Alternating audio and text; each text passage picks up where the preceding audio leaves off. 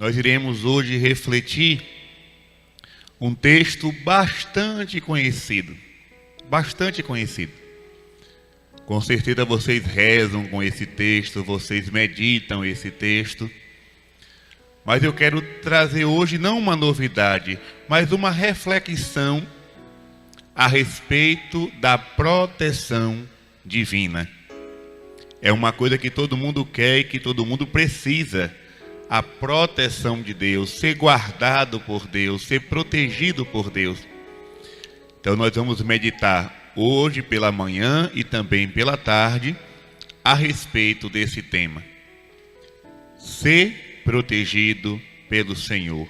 Buscar essa proteção, correr atrás desta proteção. Efésios 6, versículo 10, vai dizer assim: finalmente, irmãos, fortalecei-vos no Senhor pelo seu soberano poder. Revesti-vos da armadura de Deus, para que possais resistir às ciladas do demônio.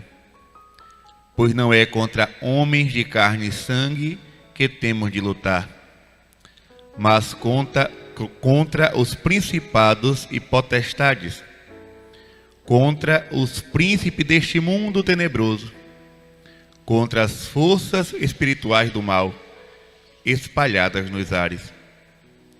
Tomai, portanto, a armadura de Deus, para que possais resistir nos dias maus e manter-vos inabaláveis no cumprimento do vosso dever. Ficai alerta, à cintura cingidos com a verdade, o corpo vestido com a couraça da justiça e os pés calçados de prontidão para anunciar o evangelho da paz. Sobretudo, embraçai o escudo da fé, com que possais apagar todos os dardos inflamados do maligno. Tomai, enfim, o capacete da salvação e a espada do Espírito, isto é, a palavra de Deus. Palavra do Senhor. Beija a palavra em sinal de respeito. Meus irmãos, vejam que coisa interessante. O apóstolo São Paulo, escrevendo à igreja de Éfeso, aos Efésios, ele vai no final da carta, ou seja, quando a gente escreve uma carta, a gente começa saudando a pessoa. Assim São Paulo faz. Ele começa sempre com uma saudação. A graça de nosso Senhor Jesus Cristo esteja com todos, a paz esteja com todos. O apóstolo sempre começa uma carta saudando as pessoas. Mas no finalzinho da carta, a gente sempre vai colocar o indispensável. No meio da carta, a gente conversa, bate papo, pergunta, dá orientações. Quem tem o costume de escrever carta sabe como é. Começa saudando, depois vem toda uma temática, uma discussão, uma colocação. No finalzinho, para arrematar, a gente coloca o indispensável. Aquilo que não pode ficar de fora de jeito nenhum. Assim São Paulo vai fazer. Finalmente, irmãos, fortalecei-vos no Senhor pelo seu soberano poder. Revesti-vos da armadura de Deus. Quando se fala em armadura, a primeira coisa que vem na nossa mente é o quê? Luta. Combate. Meus irmãos, não sejamos tolos. A vida em cima desta terra é um combate. É uma luta que só vai acabar no dia da nossa morte, no dia que a gente bater a caçuleta, vestir o paletó de madeira e morar na cidade dos pés juntos. Quando isso acontecer, a luta acaba. Mas em cima dessa terra, enquanto o nosso coração estiver batendo, a vida é uma luta. É uma luta consigo mesmo, é uma luta contra as tentações do mal, é uma luta contra os inimigos espirituais e corporais, é uma luta contra as nossas inclinações para o pecado. É assim. Claro que no meio da luta sempre há uma trégua. E ai de nós se não existisse a trégua. No meio da luta vem a consolação de Deus, vem a paz do Espírito, vem a alegria. A vida do consagrado é assim. Tem hora que está tudo uma beleza, tudo uma maravilha, e a gente reza com aquele fervor, e a gente reza com aquela alegria, e a gente entra na capela, não quer mais sair de lá. Mas tem dia que a gente acorda, nem o sinal da cruz a gente quer fazer. É um combate. A gente começa a rezar, vem aquele sono, vem aquela dor de cabeça, vem aquela dor na coluna, e o joelho dói, o pé dói. Vem uma tribulação, vem uma tempestade, vem uma enfermidade, vem uma calúnia. Revesti-vos da armadura de Deus. Quem veste a armadura é soldado. Quando a gente foi... Quem é crismado aqui? Levanta a mão. Crismado. Pronto. A maioria. Quando a gente é crismado, nós recebemos na nossa testa o óleo. Aquele óleo com o qual eu fui ungido me fez ser um soldado do exército de Cristo. Pena que muita gente que fez a crisma não sabe nem o porquê. Tem gente por aí que se crismou, não sabe nem o porquê, qual foi a razão da crisma. Sem contar aqueles que vão embora logo depois da crisma, né? Faz a primeira comunhão, permanece na igreja. Quando se crisma, vai embora. É a formatura. Estou formado, vou embora da faculdade. Recebi o canudo, o diploma, estou crismado. Adeus, Igreja Católica. Nunca mais eu volto. Na minha turma foram mais de 50 crismandos. Se tiver 10 perseverando, é muito. Porque a vida cristã é um combate. Nosso Senhor Jesus Cristo não enganou ninguém. Quem quiser me seguir, toma a tua cruz. Pronto. Toma a tua cruz. Agora se revista da armadura de Deus. Para quê, Padre? Para que possais resistir às ciladas do demônio. Gente, quando nós falamos de cilada, o que é uma cilada? Vou falar numa linguagem bem nordestina, uma arapuca.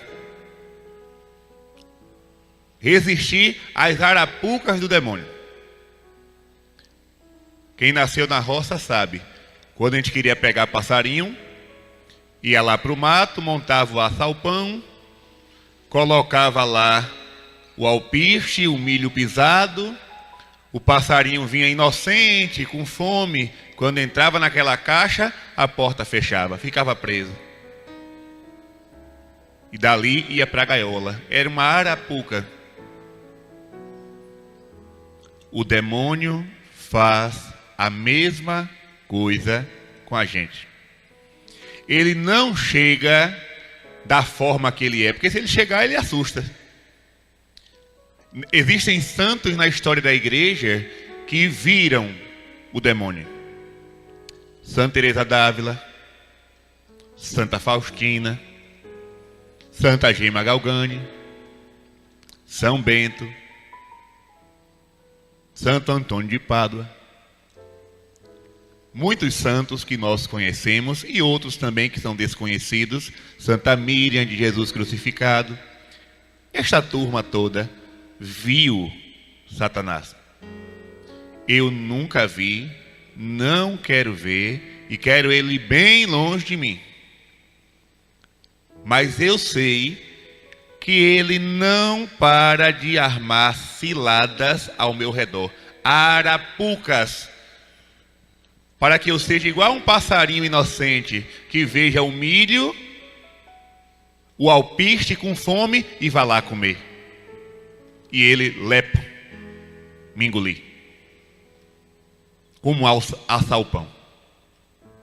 Cuidado, meus irmãos. Cuidado com o alpiste que o demônio está semeando ao seu redor. E você às vezes está com uma fome danada e quer comer aquele alpiste. Cuidado. A cilada do demônio, ela pode acontecer de várias formas.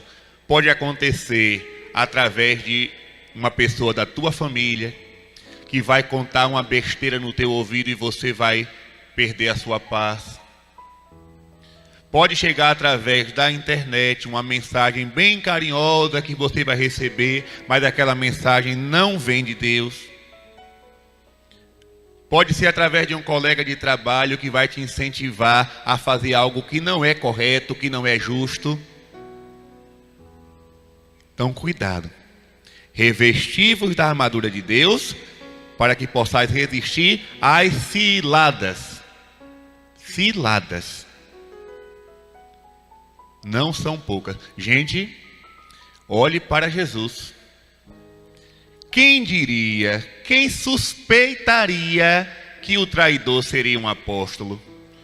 Porque que Jesus ia sofrer, todo mundo sabia. Jesus já falava.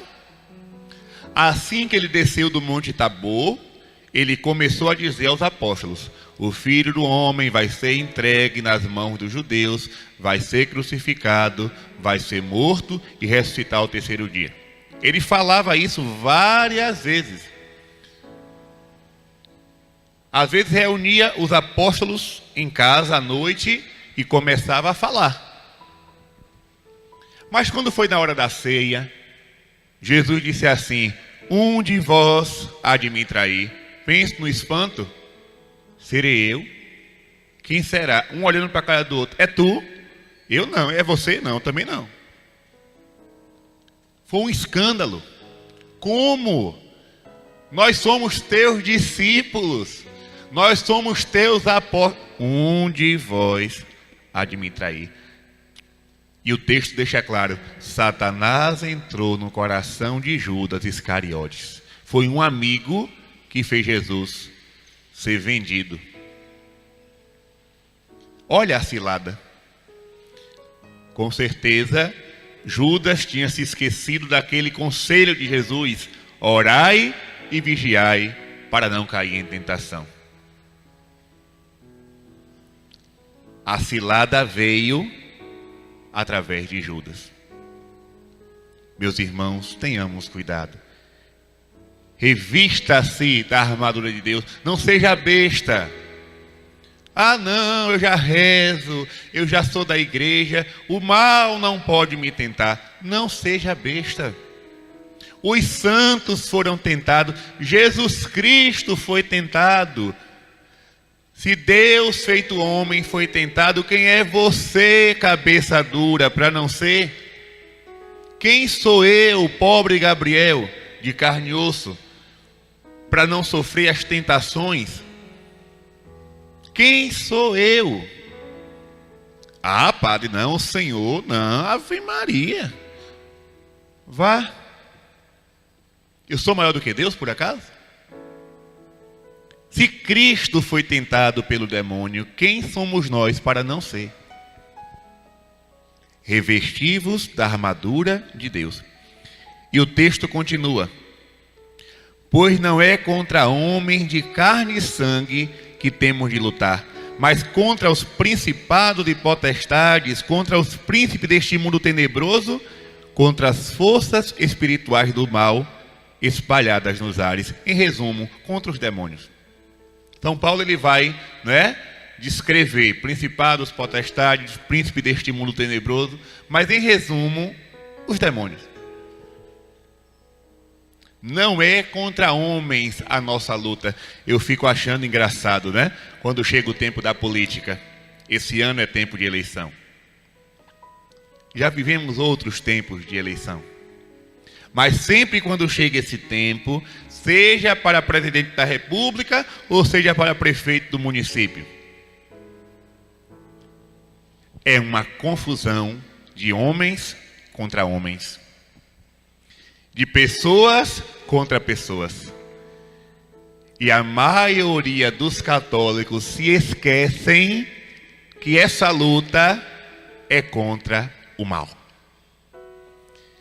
E que essa luta não se vence apenas com o voto ou com campanhas, mas se vence com oração e penitência, como Nossa Senhora recomenda nas suas aparições. Não pense que você vai vencer batalha no grito, porque com o demônio não se vence no grito. Porque se fosse assim, o exorcismo bastava dar um grito que ele ia embora. Sai! E ele não sai. Se fosse assim, até eu ia me candidatar para ser exorcista. Eu ia dar logo 2 gritos. Sai daqui. Não é assim. Como é que Jesus expulsava o demônio? Cala-te e sai dele. Não gritava não. Era a autoridade que ele tinha. A autoridade da intimidade com o Pai. A autoridade do poder que o Pai lhe confiou. É dessa forma. Então não fique pensando, vamos fazer uma campanha, vamos fazer uma movimentação. Faça. Agora, se você não rezar, a batalha está perdida. Para qualquer coisa, na igreja, na política, no trabalho, na família, nada se vence no grito, só se vence na oração. Porque a nossa luta, repito, como diz São Paulo, não é contra homens, é contra os espíritos do mal, que trabalham em todos os setores da sociedade. Não fique pensando que o demônio só está preocupado com a pessoa em si. Não, ele está preocupado com a sociedade em geral também.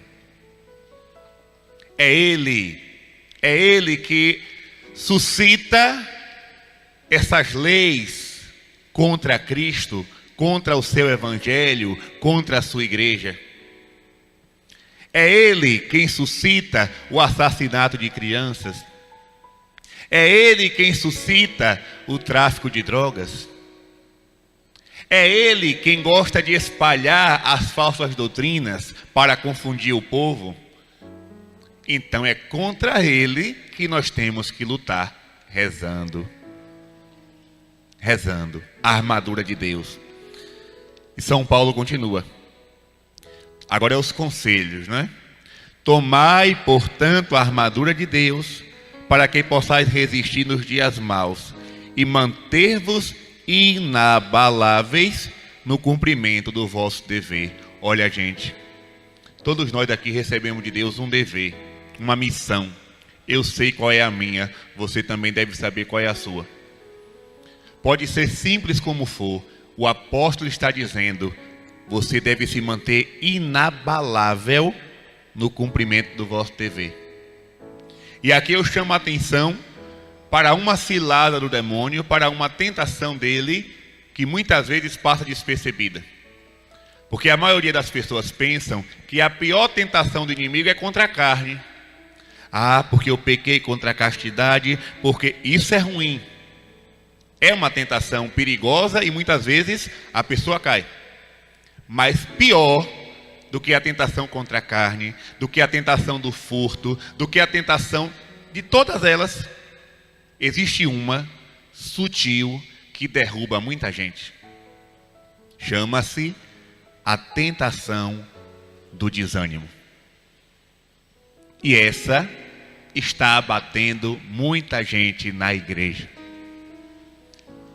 A tentação do desânimo, ela chega muito sutil. isso não vai dar certo, eu não vou rezar mais essa oração, eu não vou fazer mais essa penitência, eu não vou mais fazer esse jejum, eu não vou ficar lendo a Bíblia toda hora que eu não tenho tempo, eu não vou ficar indo para a missa todo dia. Basta uma Eucaristia por mês, basta uma confissão por ano, basta um terço uma vez por semana. E aí eu vou desanimando, daqui a pouco eu estou sem fé, daqui a pouco eu perdi a fé, daqui a pouco eu perdi a confiança em Deus. Essa é a pior de todas. Engraçado, eu só vim descobrir isso no final do ano passado. Eu não estava atento para essa tentação. Olha que eu vou fazer 5 anos de padre e eu vim descobrir o perigo dessa tentação no final do ano passado. E eu disse, misericórdia, é a mais perigosa. Porque outras tentações, se Deus livre e guarde a gente cair, há a possibilidade de se confessar e voltar a fazer o bem. Mas o desânimo, até da confissão, a gente se afasta.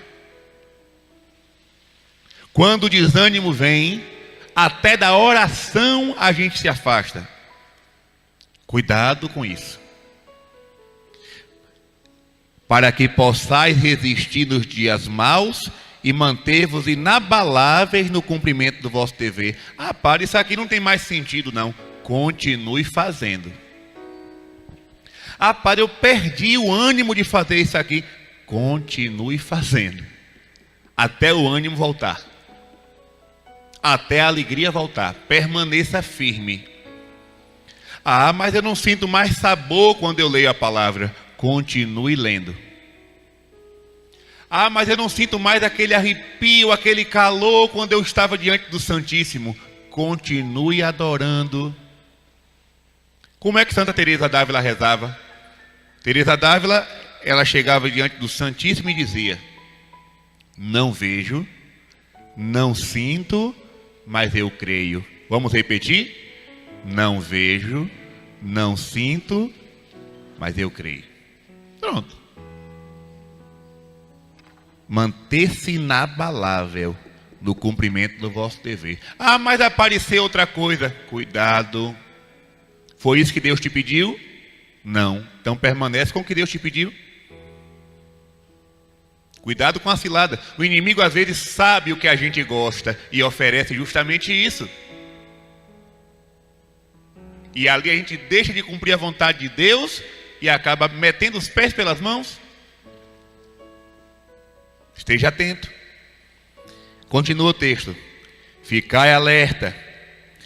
A cintura cingidos com a verdade. Olha, minha gente, se existe uma arma poderosa para vencer o mal, é a arma da verdade. Porque o inimigo é o pai da mentira. E tudo aquilo que ele traz para nós é mentira. Desmascare ele com a verdade. É a arma poderosíssima. Quando ele vier na sua direção trazendo uma mentira, uma ilusão, chegue para ele com a verdade. Às vezes, as pessoas chegam na confissão falando de pensamentos. Padre, eu estou sendo atormentado por pensamentos maus. Ninguém está livre disso, não. Ninguém está livre disso. Quando o pensamento vier, não fique dialogando com ele. Faça a cruz na testa e diga: eu repreendo este pensamento em nome de Jesus. Ponto. Acabou. E vá fazer outra coisa. Não fique martelando em cima daquilo. É uma ilusão, é uma mentira de Satanás, que vem direto na mente. Verdade. Quando ele vem com a mentira, verdade. Palavra de Deus. Não, veja bem, isso aqui talvez não, é errado, ponto. Verdade. Continua o texto. O corpo vestido com a couraça da justiça. Gente, a justiça que a Bíblia fala é a justiça de Deus. Não é essa justiça humana, vingativa, impiedosa. Não. A justiça de Deus é totalmente diferente da justiça dos homens. E é essa justiça que São Paulo está nos recomendando. Sermos pessoas justas, íntegras, honestas. É fácil? Não é. Porque nós vivemos num meio muito corrupto. Vivemos numa sociedade muito corrompida, onde nós somos treinados, todo mundo aqui e eu também, nós fomos treinados a se dar bem. Desde pequeno. Nós somos treinados a se dar bem, a passar por cima do outro, a ter vantagem. Nós somos treinados em tirar vantagem. Mesmo que seja a custo de uma mentira, mesmo que seja a custo de uma falcatrua, é preciso se dar bem. E onde fica a justiça? Onde fica a justiça? Já pensou se todos os nossos governantes carregassem no coração um sentimento de justiça?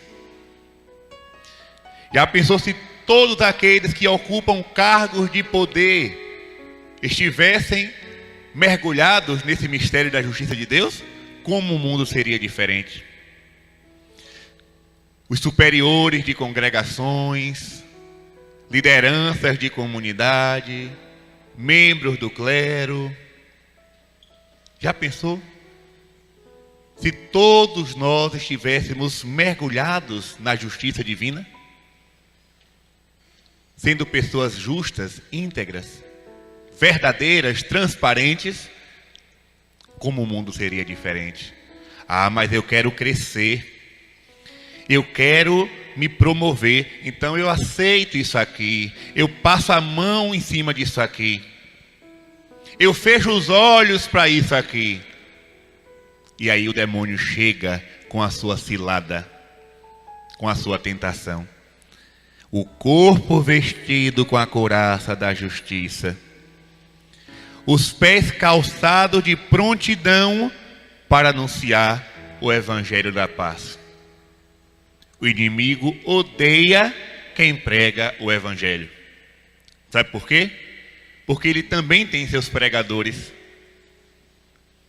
Enquanto algumas pessoas estão querendo anunciar Jesus, o inimigo também tem os seus pregadores, os seus palestrantes. E o mundo está cheio. Basta ligar a televisão, você vai encontrar um bocado. Palestrantes, não da boa nova de Cristo, mas do anticristo. Pregadores de uma nova era. Lembra? Quando o padre Jonas da Bíblia, lá nos anos 90, falava da nova era, já estamos vivendo isso, já viu?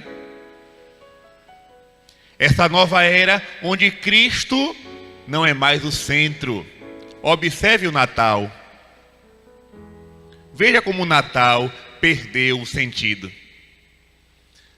Eu lembro que quando eu era pequeno, eu entrava nas lojas, nos shoppings da vida, a primeira coisa que estava lá, o presépio. O presépio. Hoje, a gente entra nas casas comerciais, Jesus não está mais lá. O Natal, outra coisa, nem se deseja mais Feliz Natal. Agora em dezembro eu estava semana antes do Natal, eu peguei um voo e simplesmente disseram, foi o comandante ou foi a comissária, não sei, disse assim, um bom voo para todos, boas festas. E boas festas, minha gente? Que boas festas? Feliz Natal. Não, mas não pode falar de Natal, porque Natal é Jesus. Então fala boas festas, porque aí é um feriadão. É uma coisa muito sutil, quase ninguém percebe. O inimigo também tem os seus pregadores. Precisamos anunciar o evangelho da paz, o evangelho de Cristo. Sobretudo, embraçai o escudo da fé, com que possais apagar todos os dardos inflamados do maligno. Dardos inflamados, olha que coisa interessante, né? Escudo da fé. Meus irmãos, quando o inimigo quer nos tentar e nos derrubar, quem vai dizer isso não sou eu não, viu? É Santo Afonso Maria de Ligório, doutor da igreja. Um dos santos que mais escreveu na história. A gente fala muito de São Tomás de Aquino, mas Santo Afonso tem livros a rodo. Obras e mais obras. Sobre todo tipo de assunto. E Santo Afonso vai dizer que quando o inimigo quer nos tentar, a primeira coisa que ele faz sair do nosso coração é a fé. Atenção para isso. E eu fui meditar em cima dessa palavra, e é verdade mesmo. Porque quando a fé está acesa em mim, quando a fé está vibrante na minha vida, eu consigo me libertar das ciladas do inimigo. Mas quando a tentação é forte e a fé desaparece, misericórdia. Vou dar aqui um exemplo. Você, homem e mulher casada, você acredita em Deus? Você acredita na existência do inferno? Você sabe que o pecado é um mal. Mas aí você está passando por aquele momento de fraqueza, de solidão, de carência. E aí chega aquela pessoa carinhosa, amorosa, com muitas mensagens. E aí você começa a perder a fé. Não é bem assim, não é? Isso não é pecado. Isso não é pecado. Uma vez só. Não é que mal faz. Uma pessoa boa. Daqui a pouco, adultério. Você que acreditava em Deus, você que rezava, você que fazia tantas obras de fé, acabou caindo num pecado mortal, porque antes de seduzir, o inimigo tirou a fé do teu coração. Então Santo Afonso vai dizer isso. Cuidado quando a sua fé estiver em crise. Quando você começar a questionar demais a Deus e os mistérios de Deus. É ali que o inimigo chega para te seduzir. E aí São Paulo vai dizer: embraçai o escudo da fé. Embraçai. E ele continua: tomai, enfim, o capacete da salvação e a espada do Espírito, isto é, a palavra de Deus. Observe que nas tentações do deserto, todas as respostas que Jesus deu ao demônio foi tirado da palavra. Transforma a pedra em pão, se tu és do Filho de Deus. Nem só de pão vive o homem, mas de toda a palavra que sai da boca de Deus. Jesus sempre respondia com a palavra. Era a espada com que ele afastava o demônio. Então guarde isso. Outra coisa que o demônio quer fazer, principalmente no meio da igreja, é negar a palavra de Deus. Hoje, nós já temos por aí muitos teólogos que não acreditam mais em nada do que está aqui. Tudo isso aqui, eles interpretam de forma subjetiva, que não é bem assim, não aconteceu assim, não foi bem assim, aí vai negando tudo. Negando tudo. Não, porque Jesus não andou sobre as águas, a multiplicação dos pães foi só uma partilha, porque o inferno não existe, foi só uma figura de linguagem que Jesus usou, da geena. Não, porque Jesus não ressuscitou fisicamente, foi uma ressurreição espiritual no coração dos apóstolos. Agora, recentemente, não vou dizer não, uma pessoa, um clérigo, afirmou, numa diocese aí fora do país, que Jesus não era sacerdote nem ofereceu sacrifício. Se Jesus não é sacerdote nem ofereceu sacrifício, o que é que a carta aos Hebreus está fazendo aqui dentro? A igreja errou, foi?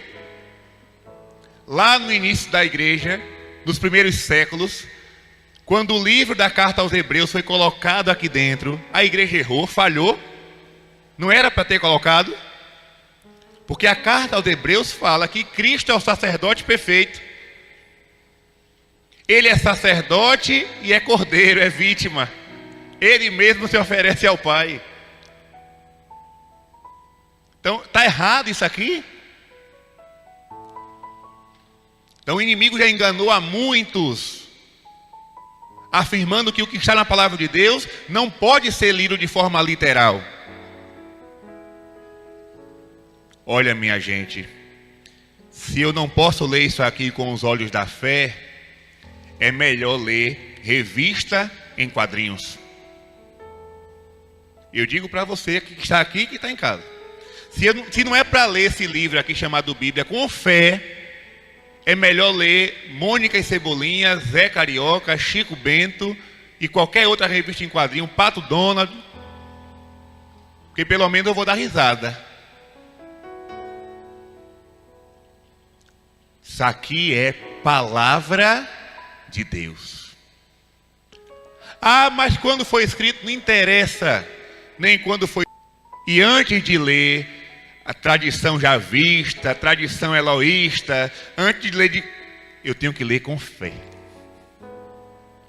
com humildade, com a docilidade do Espírito Santo, perguntando ao Senhor: Senhor, o que tu queres me dizer com essa palavra?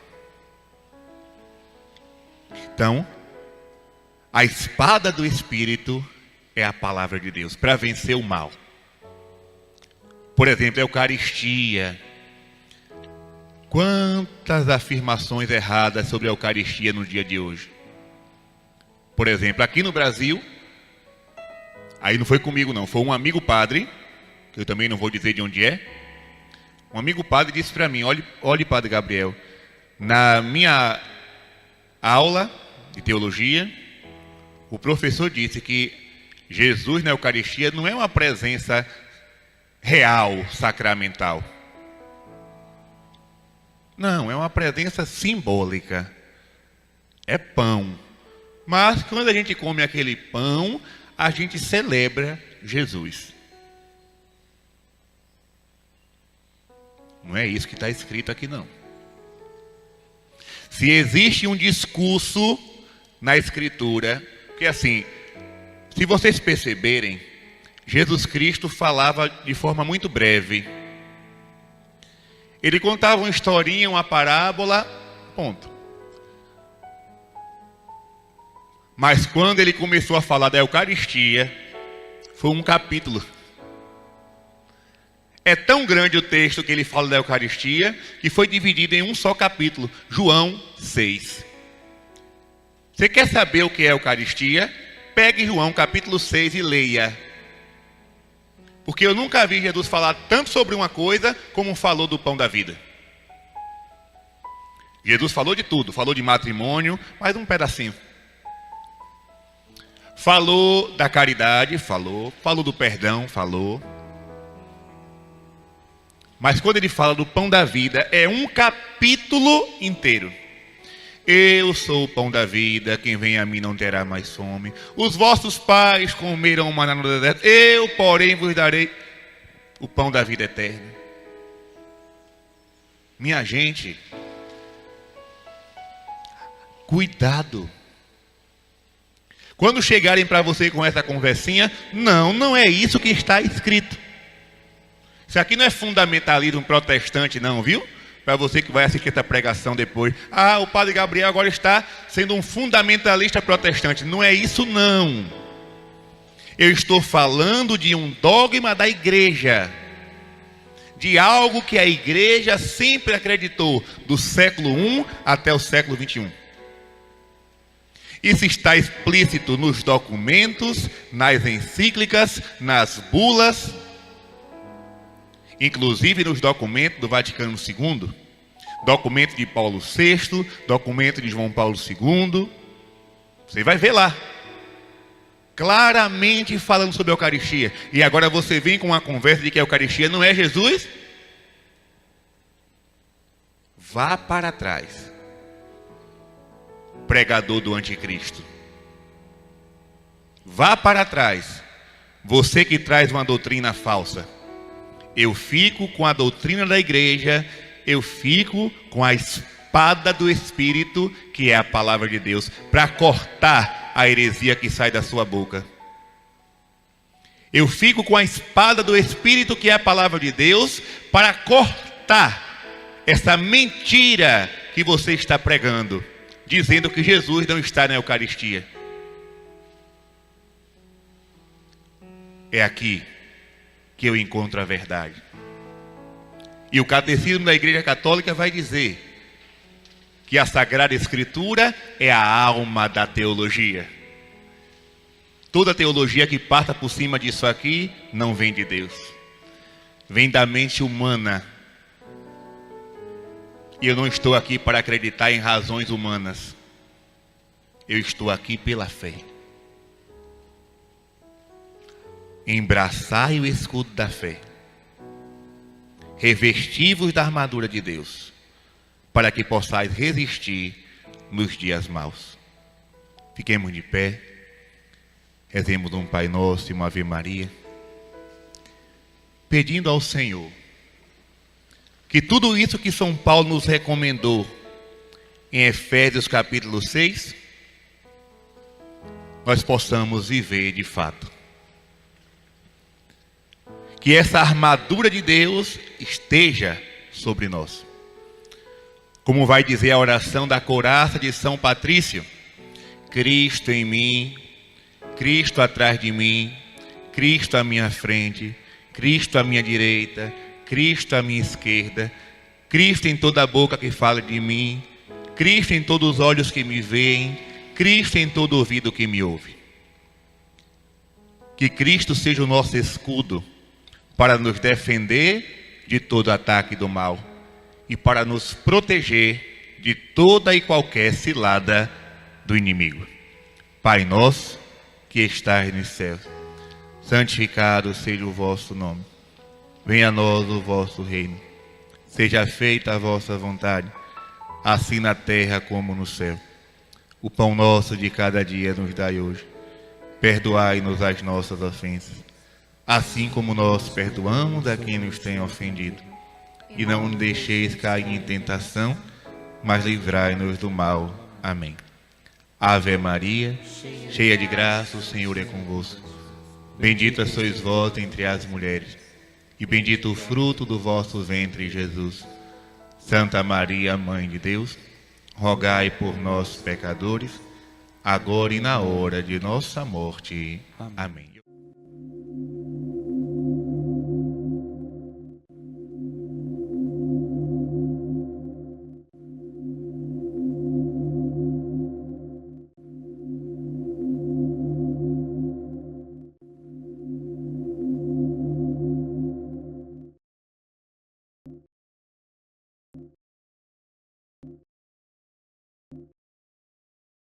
E eu convido você a tomar a palavra de Deus, a Sagrada Escritura, e abrir em Atos dos Apóstolos, capítulo 4, versículo 8.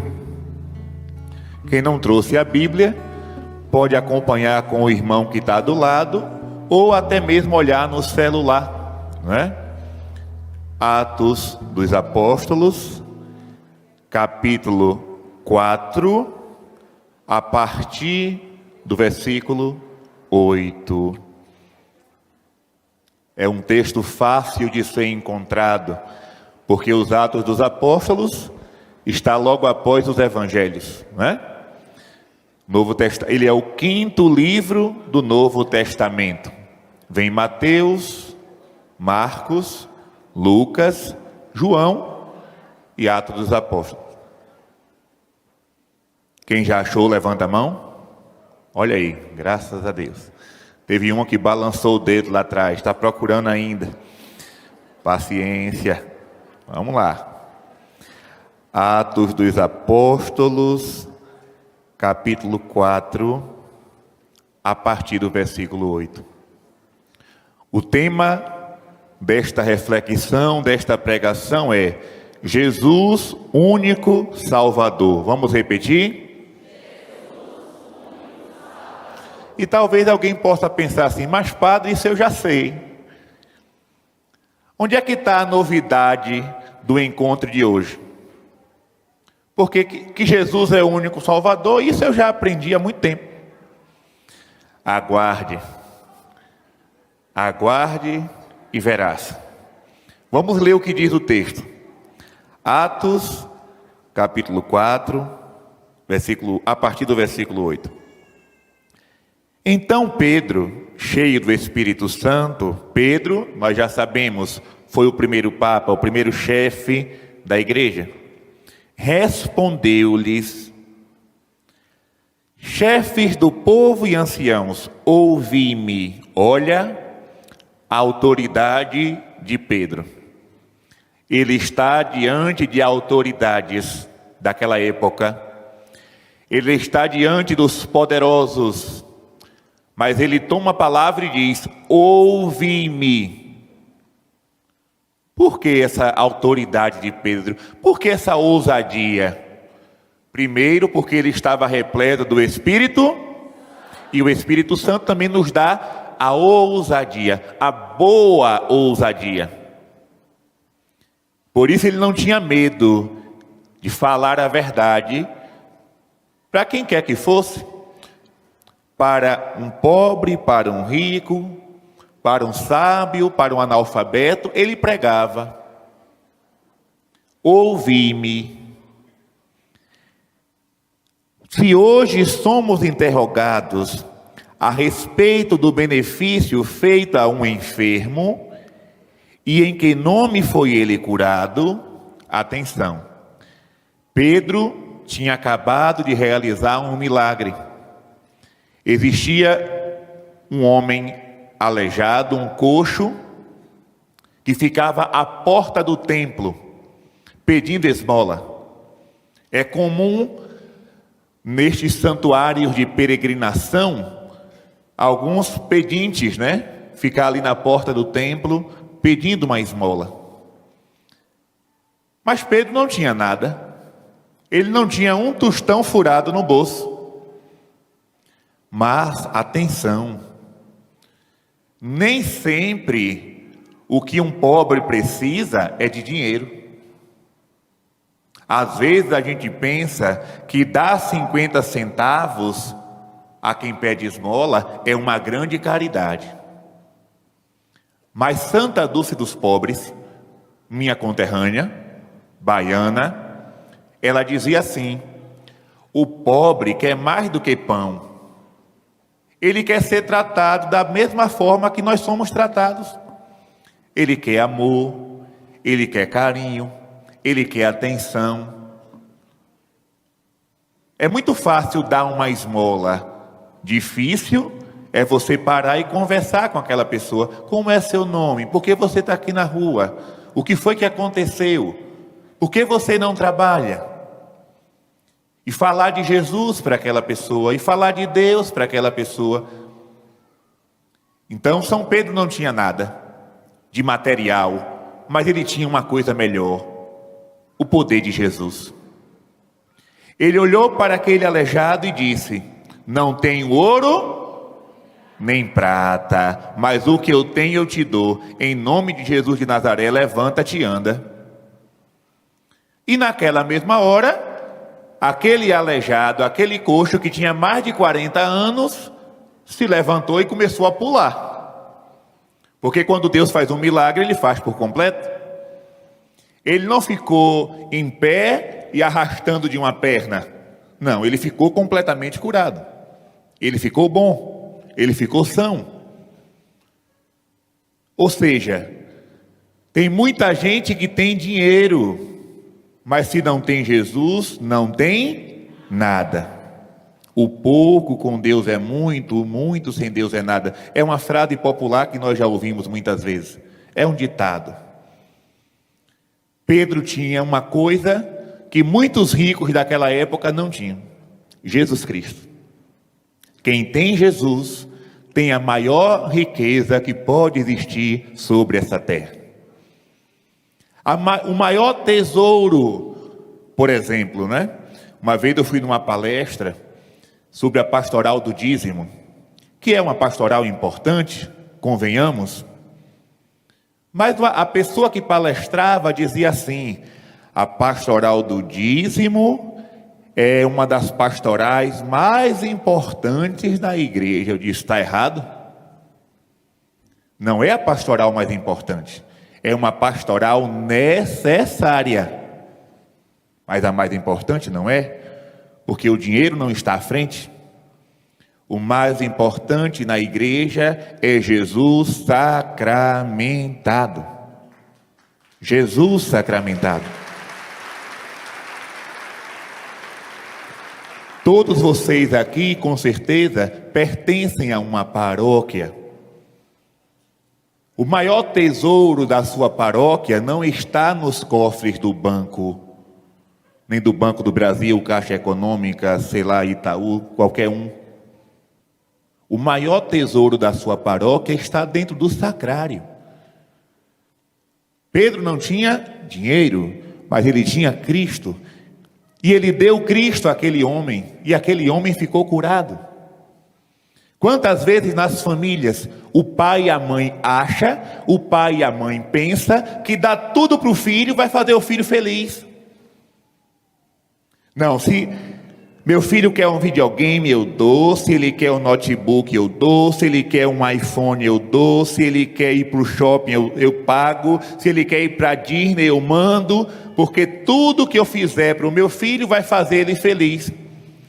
E daqui a pouco descobre que o filho está com ansiedade, com depressão, com crise de pânico, com medo disso, com medo daquilo, querendo se matar, cortando a própria pele. Não são as coisas que fazem a pessoa ser feliz, é Cristo. Quem não tem sentido na vida pode morar em um palácio de ouro, vai ser uma pessoa infeliz? Infeliz. Não pense que encher seus filhos... Por exemplo, eu nasci em 1992. Eu vi a chegada do celular, eu vi a chegada da internet, eu vi a chegada das televisões, canais pagos, né? Parabólica, Sky, tudo isso. Eu vi a chegada dessas coisas. Mas na minha infância, ali nos primeiros anos, não tinha nada disso. O que era que eu brincava com meus amigos? De gude, de empinar a pipa, de ficar correndo pelos matos atrás de cachorro, atrás de passarinho. Pegava um frutapão, não sei como é que vocês chamam aqui. Um frutapão, botava 4 pedaços de madeira, dizia que era um boi, saía puxando aquele boi. E éramos felizes. Eu não me lembro de, na minha época, nenhuma criança querer se matar. Ou ir para psicólogo, psiquiatra, fazer... Não. Pelo contrário. Tínhamos pouco, mas éramos felizes. Hoje, as pessoas têm tudo e são infelizes. Porque falta o essencial. Porque falta o principal. Lembra de Alice no País das Maravilhas? Essa história que foi feita para crianças, mas que serve para os adultos. Alice se encontrou com um gato. E o gato perguntou: para onde você vai? Ela disse: eu não sei. Eu não sei para onde ir. E o gato respondeu: para quem não sabe aonde vai, qualquer caminho serve. Olha o que o gato falou. Nessa hora o gato foi um teólogo, não é? O gato responde para Alice: quem não sabe aonde vai, qualquer caminho serve. Hoje a humanidade está assim, não sabe para onde vai. Por isso toma qualquer atalho, toma qualquer caminho. Porém, só existe um caminho. Vamos continuar o texto. São Pedro continua. Ficai sabendo todos vós, versículo 10. E todo o povo de Israel, foi em nome de Jesus Cristo Nazareno, que vós crucificastes, mas que Deus ressuscitou dos mortos.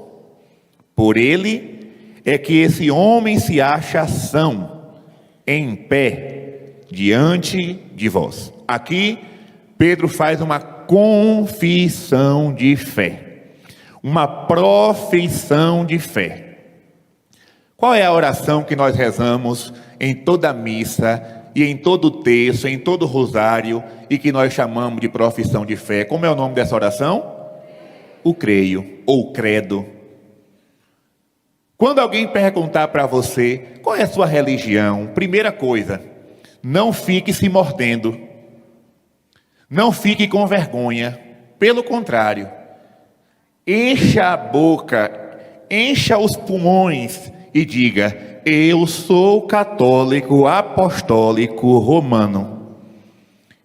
Eu tenho que ter prazer, alegria de professar a minha fé. Eu tenho duas alegrias na minha vida. A primeira é ser católico, a segunda é ser padre. Mas, antes de ser padre, eu já era feliz. A felicidade não chegou com o ministério sacerdotal. A felicidade foi ter nascido em família católica. A felicidade que eu tenho, a maior felicidade, é ter conhecido Jesus desde a infância. Essa é a minha maior alegria, o meu maior tesouro. Meu maior tesouro. Todo o resto é acréscimo. Todo o resto é acréscimo. Então, São Pedro faz uma confissão de fé. Você precisa também fazer a sua. A não ser que você seja como Alice. Qualquer caminho serve. Para mim, não. Para mim tem que ser um caminho só. E um caminho que vai me levar à felicidade. Um caminho que vai me levar à alegria. Um caminho que vai me levar ao céu. Só esse caminho serve. Jesus. E quando alguém pergunta: você é católico? Ok. E vocês acreditam em quê? Aí dá um nó na cabeça de muita gente.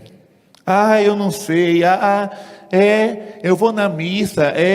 Eu fui batizado. Eu não sei. Eita, calma lá. Você acredita em quê? Creio em Deus Pai, Todo-Poderoso, Criador do céu e da terra, e em Jesus Cristo. Aí vai, até o final.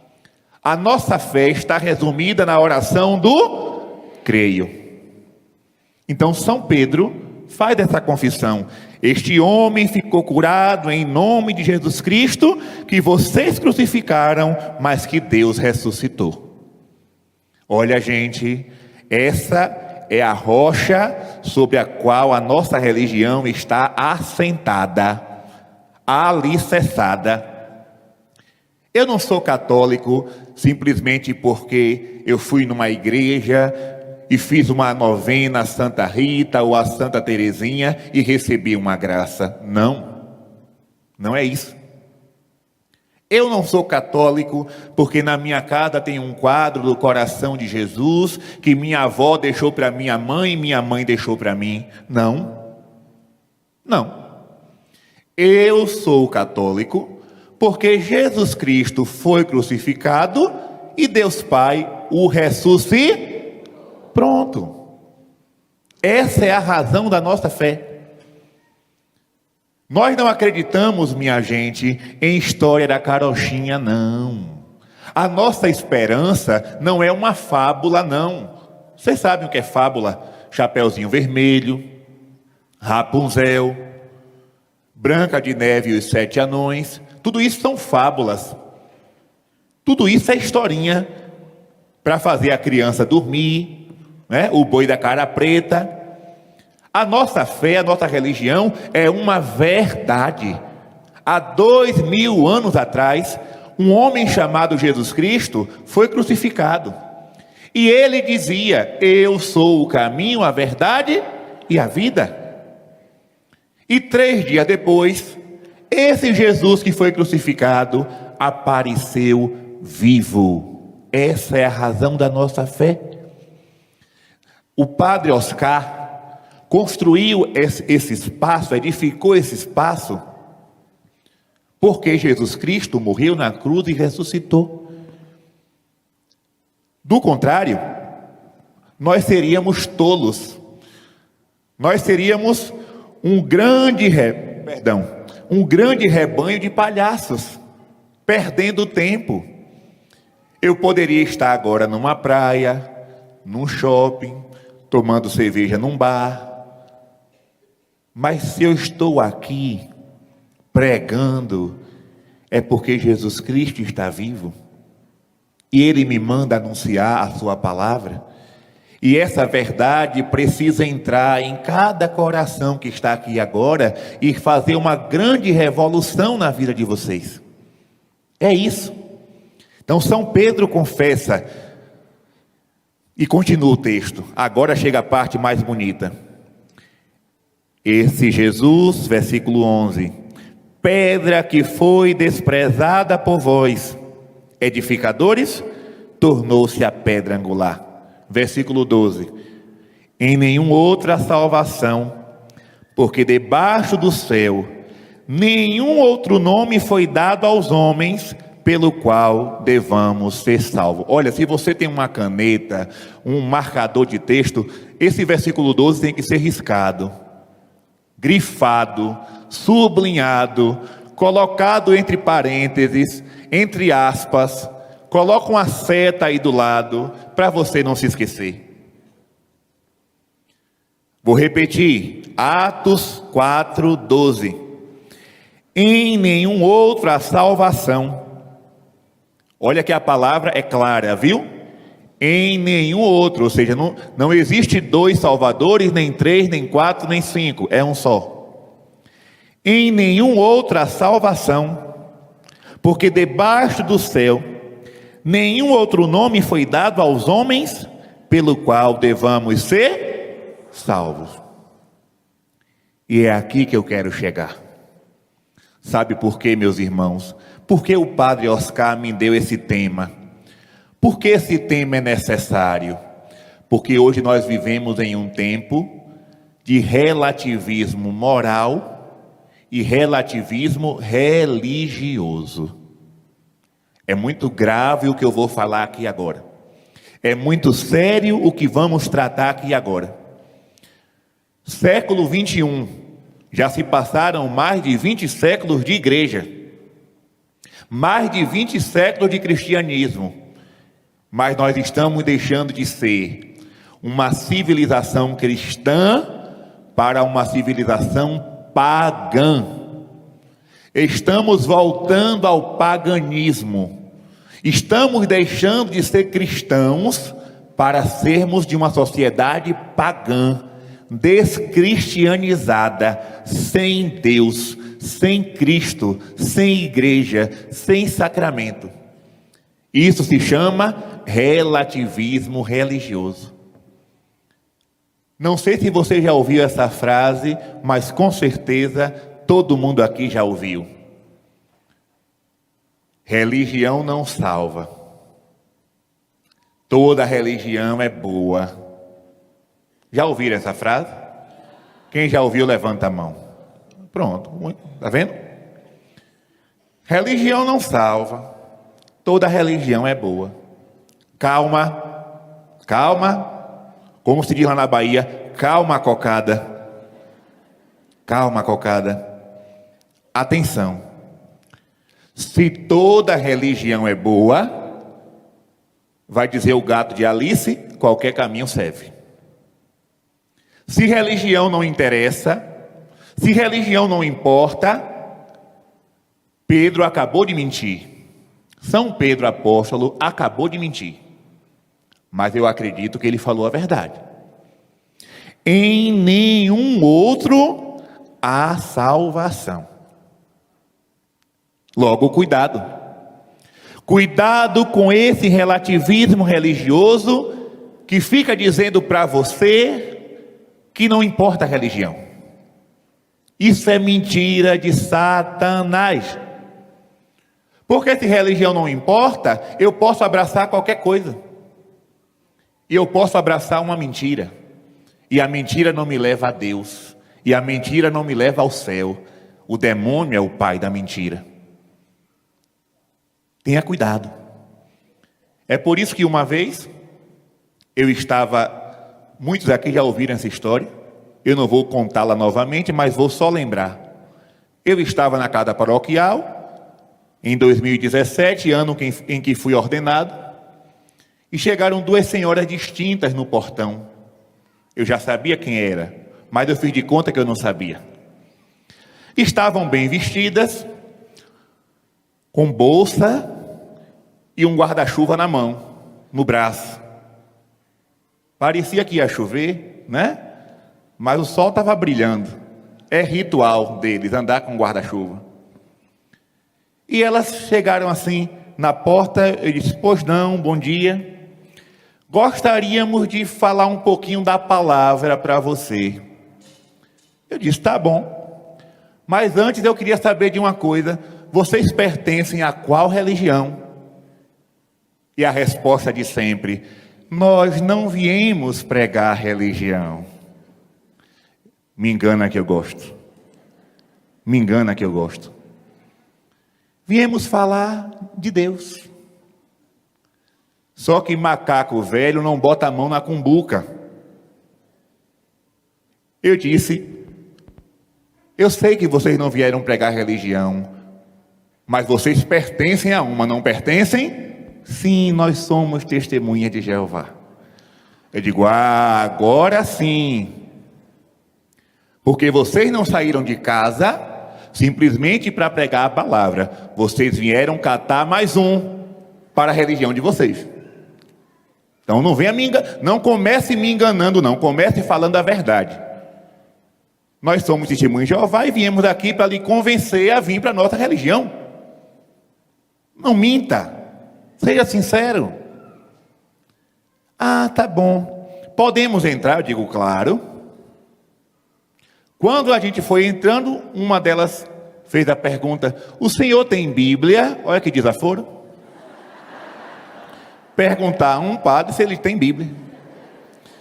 Eu disse, aqui tem 6, cada uma de uma edição diferente. Escolha uma. E aí elas foram sentar na cadeira, eu digo, não, vamos sentar no sofá que é mais macio. A prosa vai ser longa. E aí elas pegaram a Bíblia, abriram o Evangelho de São Lucas, mandaram eu abrir também. Leia o que está aí. Aí eu li. Estava lá escrito. Era aquele Evangelho que Jesus responde a uma mulher no meio da multidão. Felizes os que ouvem a palavra de Deus e a põem em prática. Elas começaram com este versículo. E aí eu disse, posso fazer uma pergunta? Pode. É para colocar em prática a Bíblia toda ou só a metade? Elas disseram, não, toda, toda. Eu digo, então agora é comigo. Está escrito. Pode aplaudir Jesus. Está escrito. Lá no Evangelho de São Lucas, capítulo 1, versículo 26, que Maria é cheia de graça. E que ela vai ser chamada de bendita por todas as gerações. E vocês não falam bem de Nossa Senhora. Está escrito em João capítulo 6, que Jesus disse que a sua carne é verdadeira comida, o seu sangue é verdadeira bebida, e quem come deste pão e bebe desta carne, quem come desta carne e bebe deste sangue, permanecerá nele e terá a vida eterna. Vocês não têm Eucaristia. Está escrito em Mateus 16, 18, que Jesus escolheu Pedro como pedra, e sobre ele edificou a sua igreja. Na igreja de vocês não tem Pedro. Aí eu vi que uma começou a tremer, quase que a Bíblia cai da mão. Mas as imagens, aí já muda de assunto, né? Já muda, digo, nas imagens, então vamos. Êxodo capítulo 25, Deus mandou fazer 2 querubins de ouro batido e colocou em cima da Arca da Aliança. São 2 imagens. E aí conversa vai, conversa vem, um olhou para outro e disse: nós vamos ter que ir embora porque o tempo é curto. Eu disse: calma. Olhei para a moça que trabalhava na casa paroquial e disse assim: Marinês, por favor, faça um suco aí para a gente. Porque uma visita chega na nossa casa, aí tu não vai oferecer água, né? Deus me perdoe, se eu chego numa casa de uma pessoa, a pessoa me oferece água, eu já sei que não vai sair mais nada, né? Ofereça um suco, um refrigerante, um café. Porque se você oferece um café, um suco, é sinal que depois vem um biscoito. Não é verdade? E aí eu ofereci o suco. E aí ela disse assim: não, obrigado, nós não podemos comer nada na casa de ninguém. Eu disse: interessante. No Evangelho Jesus fala: aonde vocês chegarem, comam e bebam do que vos oferecerem. Então vocês falam que tem que obedecer à Bíblia, mas só de acordo com a interpretação de vocês? É uma interpretação de conveniência? Eu não estou aqui para abraçar conveniência, eu estou aqui para obedecer ao Evangelho. E elas foram embora, dizendo que voltavam. Já se passaram 5 anos e até agora nunca mais as vi. É preciso ter cuidado, minha gente, porque esse relativismo religioso leva muita gente para o abismo. Se religião não importa, o que importa é o amor, o que importa é a fé, então eu posso fazer como muitos brasileiros fazem. De manhã eu vou na missa e comungo, mesmo sem precisar de confissão, não é? Porque agora a fila da confissão é pequena, mas a fila da comunhão é imensa. Está estranho? Ou todo mundo já virou santo, ou não sabe o que está comungando. Não sabe. Porque vai ter confissão hoje, aparecem 10 pessoas. Vai ter distribuição da Eucaristia, aparece 200. Está estranho. E aí eu posso de manhã comungar, meio-dia eu vou na sessão do descarrego, 3 horas da tarde eu vou no centro espírita tomar um passe, e de noite eu vou bater tambor para Oxóssi. Porque o que importa é o amor, o que importa é a fé.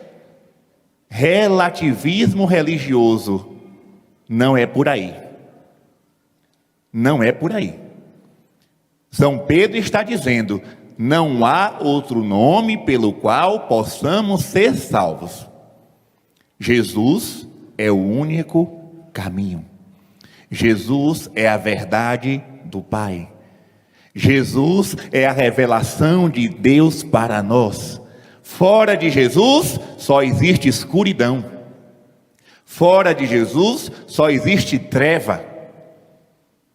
Alguém pode dizer assim: mas padre, nós temos outras pessoas, outras lideranças além de Jesus.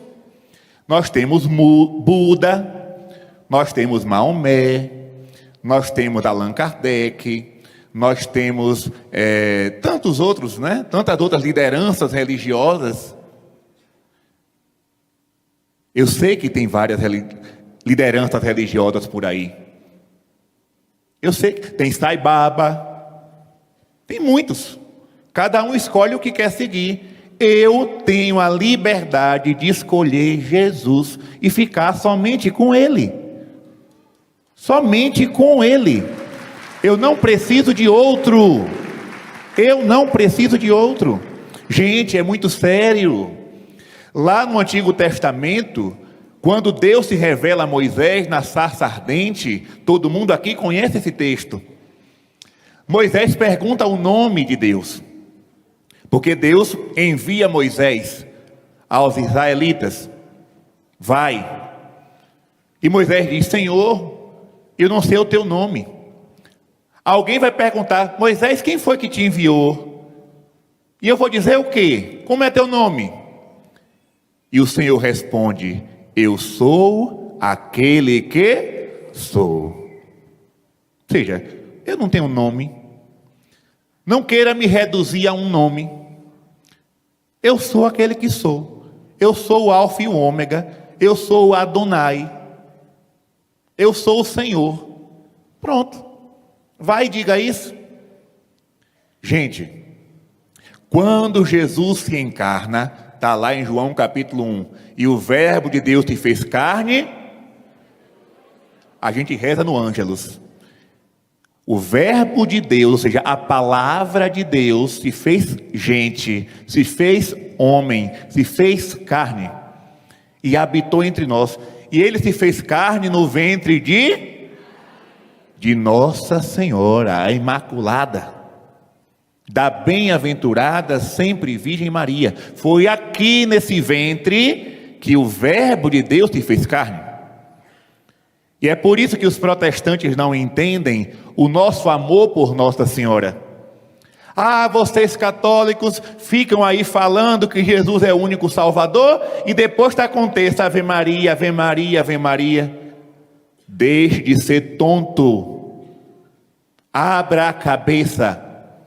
Nós só amamos Maria porque ela deu à luz a Jesus. Entenda isso. Maria é importante para nós porque Cristo é importante. Ela é a nossa rainha porque Cristo é o nosso rei. Ela é a Nossa Senhora porque Cristo é o nosso Senhor. É por causa dele, não é por causa dela. Nós amamos essa mãe maravilhosa porque foi ela a escolhida por Deus. E se ela foi escolhida por Deus, não sou eu que vou pegar Nossa Senhora, embrulhar num papel e jogar na lata do lixo. Foi Deus que escolheu Maria e nos deu como mãe, nos deu como mãe. Mas Jesus continua sendo o único caminho e Maria nos aponta isso. O verbo se fez carne e habitou entre nós. Olha onde eu quero chegar. Se no Antigo Testamento Deus diz a Moisés que o nome dele é Eu Sou, quando João Batista aparece, as pessoas começaram a imaginar que João Batista era o Messias. E aí foram perguntar a ele: João, tu és o Messias? Qual foi a resposta de João? Não sou. Atenção, que isso aqui é um segredo teológico muito profundo. Todo católico deve saber disso. João, tu és o Messias? O que é que ele responde?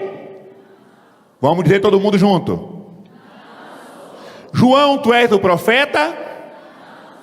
João, tu és o esperado de Deus? Pronto. Ô João, tu é o que então? Eu sou uma voz que clama no preparai os caminhos do Senhor. Pronto. Então João disse logo: eu não sou quem vocês estão esperando não, viu? Eu ando assim, com essa roupa de pele de camelo, eu faço penitência, eu prego, eu batizo, mas não pensem que eu sou o Messias, não. Eu não sou, eu não sou. João dá uma lição de humildade para a gente, não é? Porque quantas vezes a gente quer ser alguém no sentido de vaidade?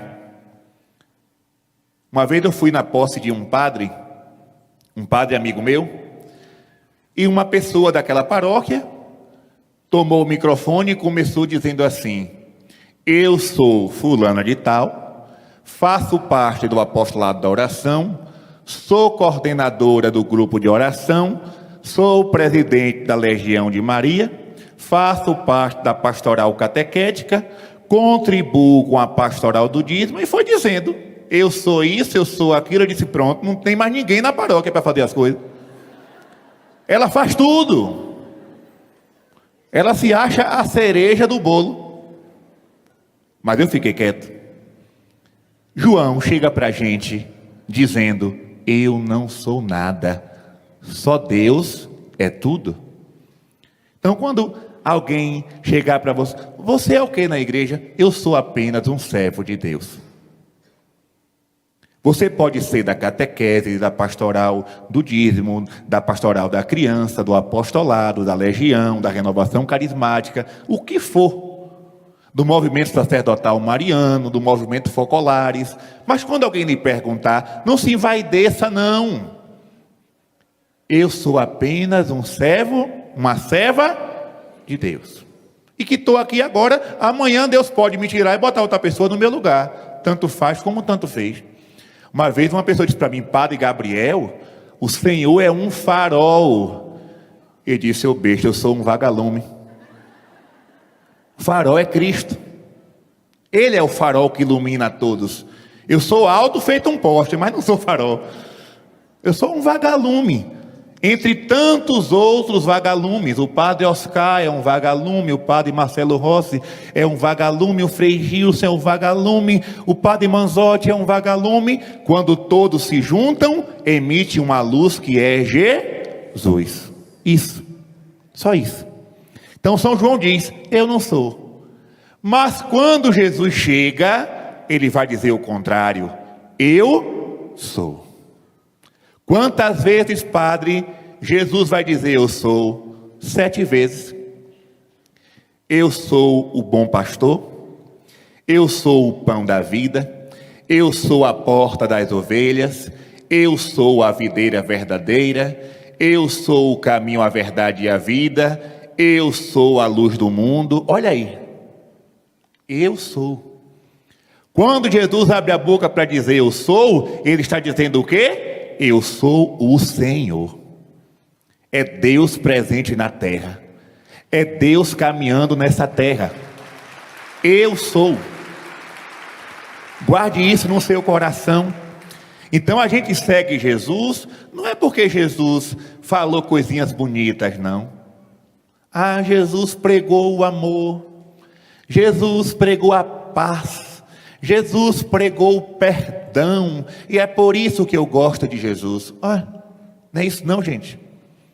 Eu sigo Jesus porque Ele é o caminho, porque Ele é o pão da vida, porque Ele é a porta, Ele é a luz do mundo. Ele é, eu sou. Essa é a divindade de Jesus. E é a este homem que nós seguimos. Ninguém pode dizer eu sou, somente Ele. Somente Ele. Por isso, cuidado com o relativismo religioso. Não permita ser enganado. Não permita. Quando alguém chegar para você dizendo, não, porque essa coisa de religião, hoje existem os desigrejados. Já ouviram falar essa palavra? Não. Porque assim, até 1517, só existia uma religião cristã, que era a Igreja Católica. 1500 anos, atenção, 1500 anos, só existia a Igreja Católica. Quando foi em 1517, um rapaz chamado Martinho Lutero, iludido pelo diabo, inventou de fazer uma nova igreja, a Igreja Luterana. Depois dele, Calvino fez a Igreja Calvinista. O rei Henrique VIII da Inglaterra fundou a Igreja Anglicana. E de lá para cá, minha gente, mais de 100 mil igrejas existem no mundo. Quem começou essa bagunça foi Martinho Lutero.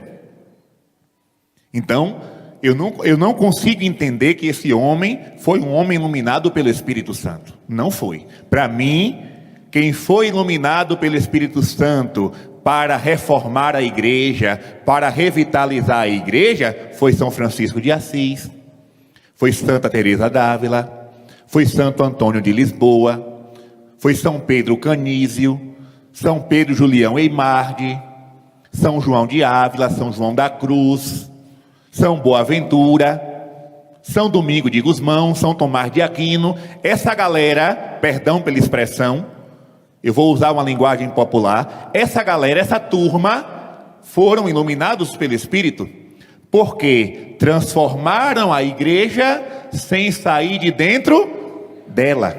Lutero não, Lutero saiu e fez outra. E de lá para cá essa confusão. Chega o dia de domingo, olha que coisa diabólica, minha gente, vejam que coisa estranha. Isso não pode ser de Deus. Chega o dia de domingo. O dia de domingo é dia do Senhor. Hoje é o dia do Senhor. Hoje é dia de ir à missa. Católico de verdade, no domingo vai à missa. Antes de ir para o churrasco, antes de ir para o futebol, antes de ir para qualquer coisa, ele vai à missa, porque é dia do Senhor. Mas, quando a gente sai na rua, ao invés de ver todo o povo caminhando para a missa, a gente vê um grupinho indo para lá, um grupinho indo para cá, um grupinho vai para a rua de trás, um grupinho vai para o quarteirão da frente, cada um para a sua seita. Onde não tem missa, onde não tem Eucaristia, onde não tem liturgia, onde não tem tradição, onde não tem sucessão apostólica, onde não tem Nossa Senhora. E o povo vai. Então isso não pode ser de Deus.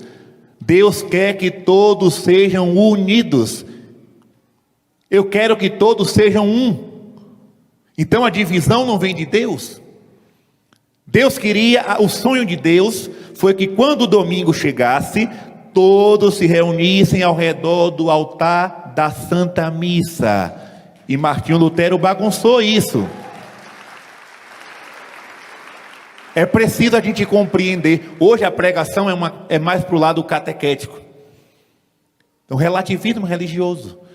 Hoje existem os desigrejados. O que é o desigrejado? O desigrejado é aquele que cansou de pular de igreja em igreja. É aquele que estava na igreja católica, mas nem sabia o que era igreja católica. Não sabia nada. Não lia a Bíblia, não rezava, não adorava o Santíssimo, nada, não sabia nada. E aí um dia ele foi para a Assembleia, depois desistiu, foi para a Batista, da Batista foi para a Universal, da Universal foi para a Internacional, da Internacional foi para a Mundial, da Mundial foi para a Galáxia, da Galáxia saiu do Universo, e chegou uma hora e disse, não quero mais saber de igreja, eu sozinho e a minha Bíblia, e pronto. Eu na minha casa, eu converso com Deus, eu não preciso de religião. Eu na minha casa faço minha oração, eu me confesso a Deus diretamente. Eu digo, tá bonito uma coisa dessa. Tá lindo. Tá lindo. Deus não quis isso. Deus fundou uma igreja. Deus fundou uma religião.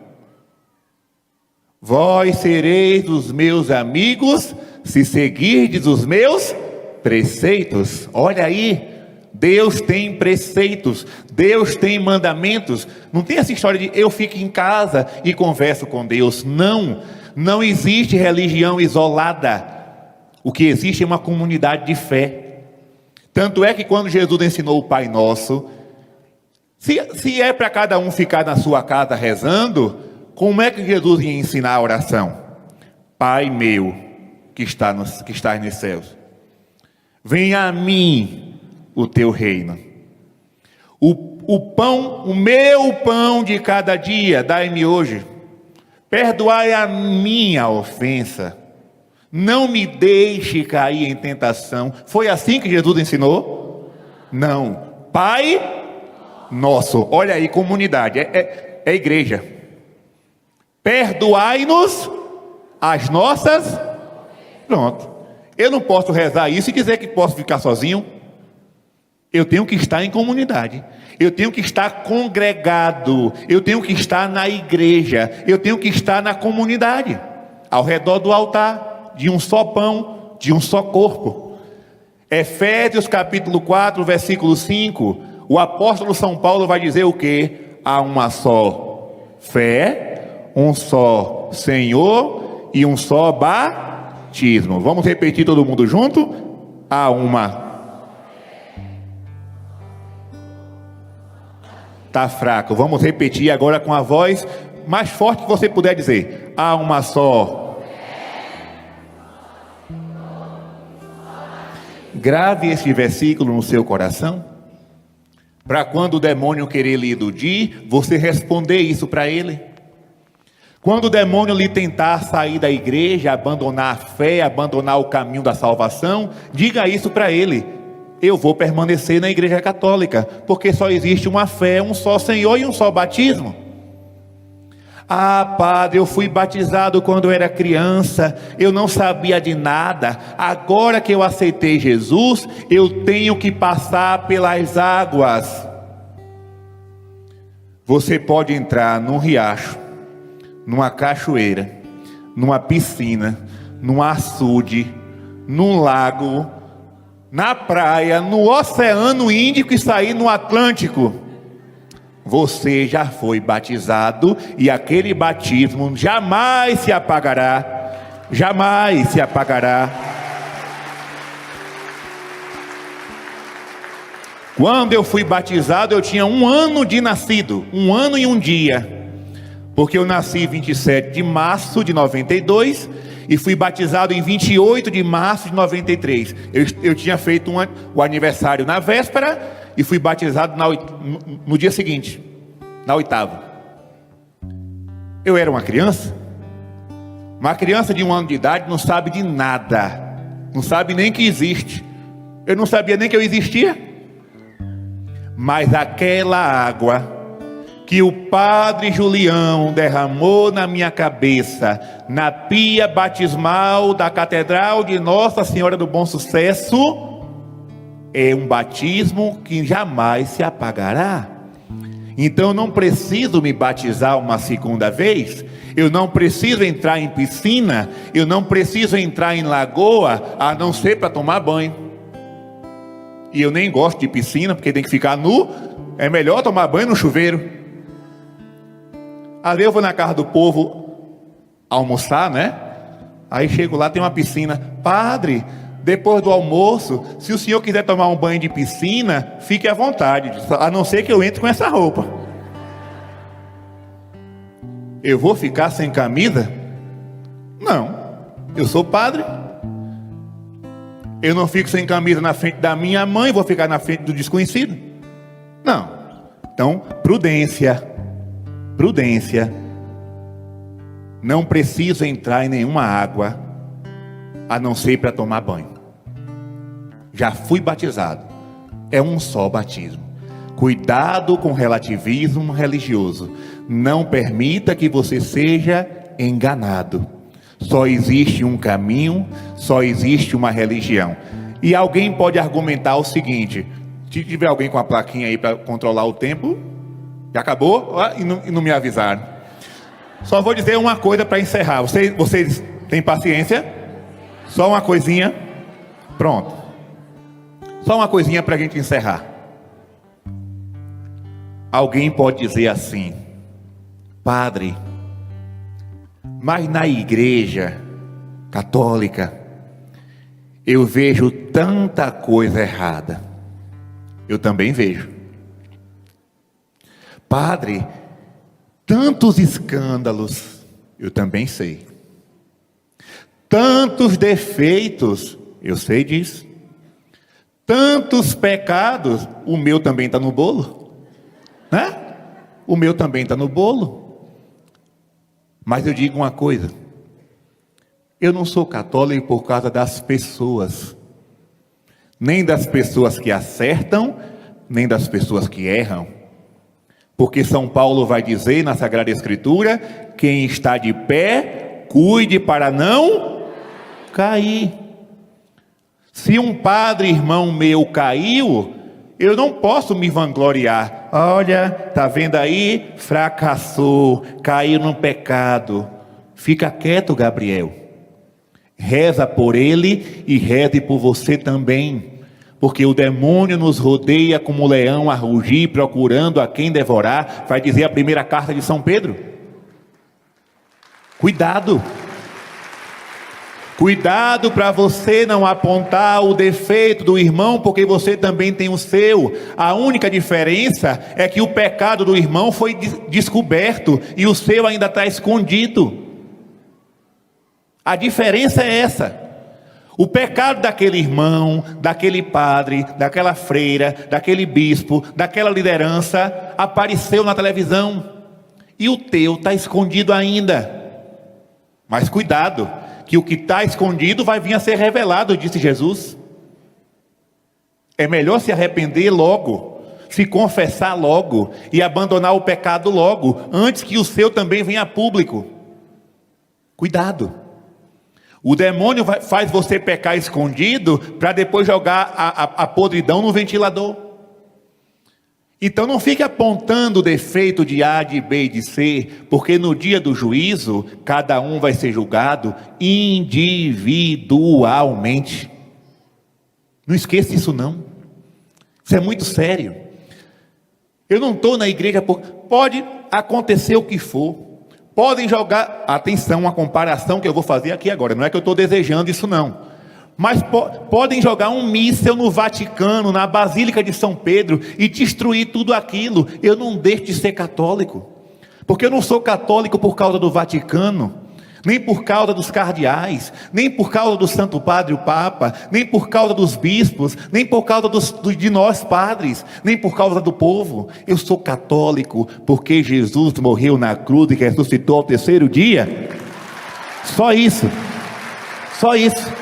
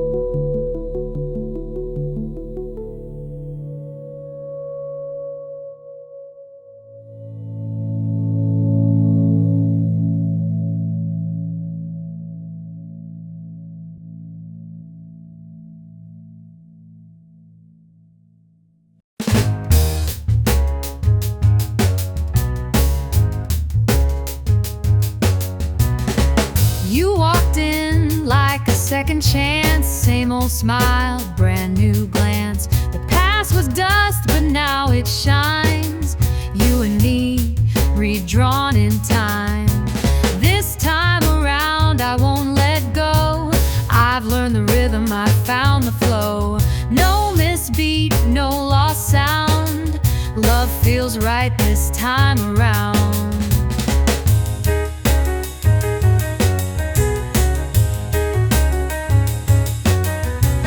We both changed yet stayed the same. Two old souls in a sweeter frame.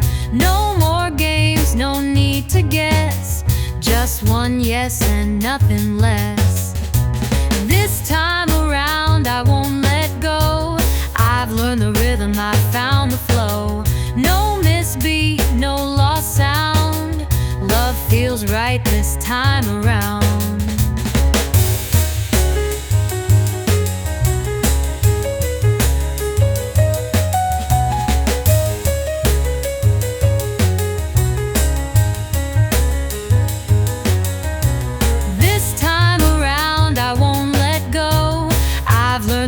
I found the flow. No misbeat, no lost sound. Love feels right this time around.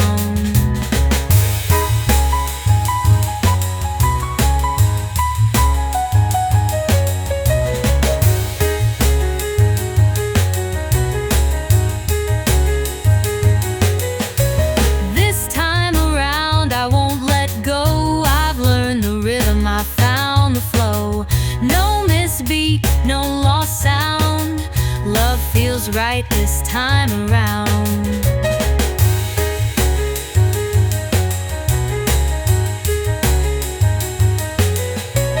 This time around I won't let go. I've learned the rhythm, I found the flow. No misbeat, no lost sound. Love feels right this time around.